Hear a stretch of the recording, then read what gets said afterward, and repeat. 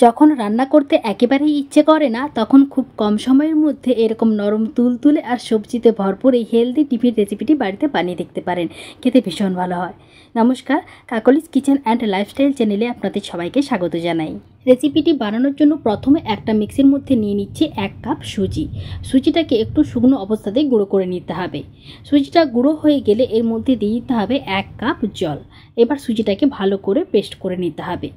মিশ্রণটা একটা বোলের মধ্যে নামিয়ে মিক্সির মধ্যে যতটুকু মিশ্রণ লেগে আছে তাতে অল্প একটু জল দিয়ে মিক্সিটা ধুয়ে সেই জলটা এর মধ্যে দিয়ে দিতে হবে আর সুজিটাকে কিছুক্ষণ রেস্টে রেখে দিতে হবে।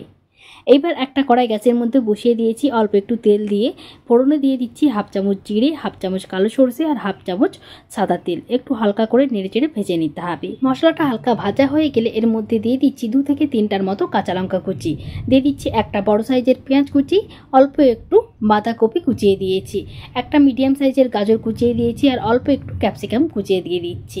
দিয়ে দিলাম স্বাদ মতো লবণ, অল্প একটু হলুদ গুঁড়ো। একটু ভালো করে নেড়েচেড়ে মিশিয়ে একটা ঢাকা চাপা দিয়ে সবজিটাকে ভালো করে ভেজে নিতে হবে। আমি এখানে এই সবজিগুলো ব্যবহার করেছি, আপনারা চাইলে আপনাদের পছন্দ মতো যে কোনো সবজি এখানে অ্যাড করতে পারেন। দেখুন ঢাকাটা সরিয়ে নিচ্ছি আর সবজিগুলো খুব সুন্দরভাবে সেদ্ধ হয়ে গেছে আর ভালো করে ভাজাও হয়ে গেছে। এখন গ্যাসের ফ্লেমটা বন্ধ করে দিচ্ছি আর এই ভেজে নেওয়া সবজিটা সুজির যে মিশ্রণটা রেখেছিলাম তার মধ্যে দিয়ে দিচ্ছি। সঙ্গে দিয়ে দিচ্ছি অল্প একটু ধনেপাতা কুচি। এখানে স্কিপ হয়ে গেছে ভিডিওটি। এবার সব কিছু ভালো করে মিশিয়ে নিতে হবে। এখনও এর মধ্যে কিছুটা পরিমাণ জলের প্রয়োজন, তাই আমি আরও 1/2 কাপের মতো জল এখানে অ্যাড করে দিচ্ছি। সঙ্গে দিয়ে দিচ্ছি স্বাদ মতো লবণ আর 1/2 চামচের মতো চিনির গুঁড়ো। আমি এখানে অল্প একটু চিনি দিয়েছি, অল্প একটু মিষ্টি পড়লে রেসিপিটি খেতে ভালো লাগে। আর যদি আপনারা ঝাল পছন্দ করেন সেক্ষেত্রে এখানে অল্প একটু 1/2 চামচের মতো চিলি ফ্লেক্স ব্যবহার করতে পারেন। এখন সব কিছু ভালো করে মিশিয়ে নিচ্ছি আর আমি এখানে সবজিটা ভেজে দিয়েছি, কারণ সবজিটা ভেজে দিলে সবজির কোনো কাঁচা গন্ধ থাকে না, তাহলে এই টিফিনটি খেতে ভালো লাগে। এদিকে একটা চাটনি রেডি করে নেব। তার জন্য একটা মিক্সির মধ্যে নিয়ে নিচ্ছি কিছুটা পরিমাণ ভাজা ছোলা, দিয়ে দিচ্ছি অল্প একটু টক দই, একটা কাঁচা লঙ্কা ফাটিয়ে দিয়েছি, অল্প একটু আদা দিয়ে দিচ্ছি, সঙ্গে দিয়ে দিচ্ছি স্বাদ মতো লবণ আর অল্প একটু চিনি, দিয়ে দিচ্ছি কিছুটা পরিমাণ ধনেপাতা কুচি। এবার অল্প একটু জল দিয়ে ভালো করে মসৃণ একটা পেস্ট রেডি করে নিতে হবে। দেখুন পেস্টটা আমার একেবারেই রেডি। একটা পাত্রের মধ্যে নামিয়ে নিচ্ছি। এবার তড়কা লাগানোর জন্য একটা চামচের মধ্যে অল্প একটু সরষের তেল গরম করতে দিয়েছি আর এর মধ্যে দিয়ে দিলাম 1/2 চামচ জিরে, 1/2 চামচ কালো সরষে আর 1/2 চামচ সাদা তেল। একটা শুকনো লঙ্কা ফাটিয়ে দিয়ে দিচ্ছি, সঙ্গে দিয়ে দিচ্ছি কিছুটা পরিমাণ কারি পাতা কুচি।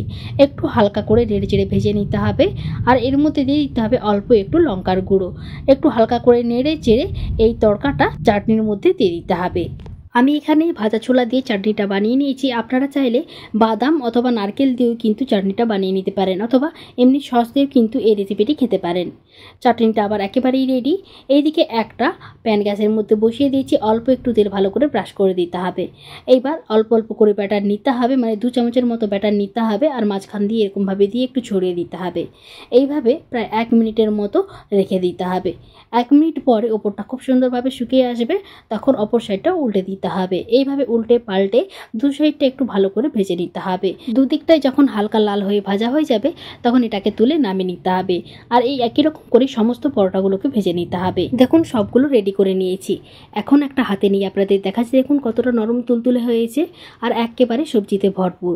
কোনো রকম বেলাবেলির ঝামেলা ছাড়াই কিন্তু ঝটপট এই রেসিপিটি খুব সহজে বাড়িতে বানিয়ে ফেলতে পারবেন।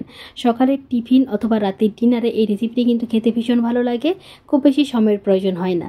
আজকের মতো ভিডিওটি আমি এখানে শেষ করছি। ভিডিওটি ভালো লাগলে আমার পাশে থাকার অনুরোধ রইল। সবাই ভালো থাকবেন, সুস্থ থাকবেন। সবাইকে অসংখ্য ধন্যবাদ।